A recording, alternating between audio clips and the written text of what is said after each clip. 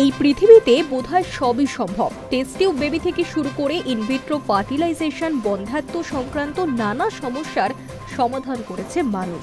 এবার সেই দিনও খুব বেশি দেরি নেই যেদিন বিশ্বে আসতে চলেছে প্রথম এমন একটি গর্ভধারণ রোবট যা জন্ম দিতে পারবে জীবিত মানব শিশুর। হ্যাঁ, ঠিকই শুনছেন।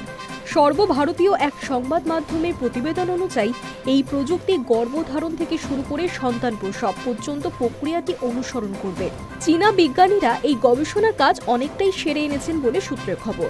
জানা গিয়েছে গর্ভস্থ ভ্রূণকে রাখা হবে এক কৃত্রিম ইউটেরাসে এবং তার বেড়ে ওঠার জন্য প্রয়োজনীয় পুষ্টি পৌঁছবে এক টিউবের মাধ্যমে।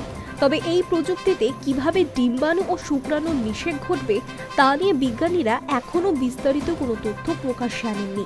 এই বিশেষ রোবটটি তৈরি করছে গুয়াংঝু ভিত্তিক কাইওয়া টেকনোলজি, যার নেতৃত্বে রয়েছেন ডক্টর ঝ্যাং কিফেং। তিনি একজন গবেষক। যদি গবেষণা সফল হয় তাহলে এই প্রযুক্তি বন্ধ্যাত্বে ভুগছেন এমন দম্পতি কিংবা যারা স্বাভাবিকভাবে নিজের শরীরে গর্ভধারণ করতে চান না তাদের জন্য নতুন আশার দিগন্ত খুলে দিতে পারে।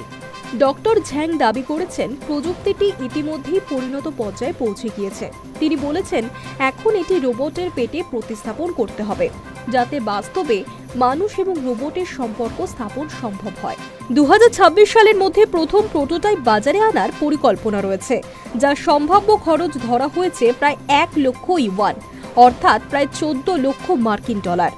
তবে এই প্রযুক্তি ঘিরে শুরু হয়েছে নানা নৈতিক বিতর্ক। প্রশ্ন উঠছে ভ্রূণ ও মায়ের মধ্যে চিরাচরিত স্নেহের বন্ধনের ভবিষ্যৎ কি হতে চলেছে? ডিম্বাণু ও শুক্রাণুর উৎস কোথা থেকে আসবে? শিশুর মানসিক স্বাস্থ্যেই বা এর প্রভাব কি হবে? তবুও এটি বিজ্ঞানের ইতিহাসে বিপ্লব ঘটাতে পারে বলে আশা করা হচ্ছে। বিশ্বব্যাপী প্রায় 15% দম্পতি বন্ধ্যাত্ব সমস্যায় ভুগে থাকেন। তাদের জন্য এটি নতুন পথ খুলতে পারে। এই ধারণাটি নতুন নয়। এর আগেও 2017 সালে বিজ্ঞানীরা একটি পরীক্ষায় প্রিম্যাচিওর ভেড়াকে কৃত্রিম অ্যামনিওটিক তরলে ভরা বায়ো ব্যাগে বড় করেছিলেন। বর্তমানে ডক্টর ঝ্যাংয়ের দল গুয়াংডং প্রদেশের কর্তৃপক্ষের সঙ্গে নীতি ও আইনগত কাঠামো নিয়ে আলোচনায় রয়েছে, যাতে প্রযুক্তি শুরু হওয়ার আগেই নৈতিক ও আইনি প্রশ্নগুলোর সমাধান করা যায়। Hi news network.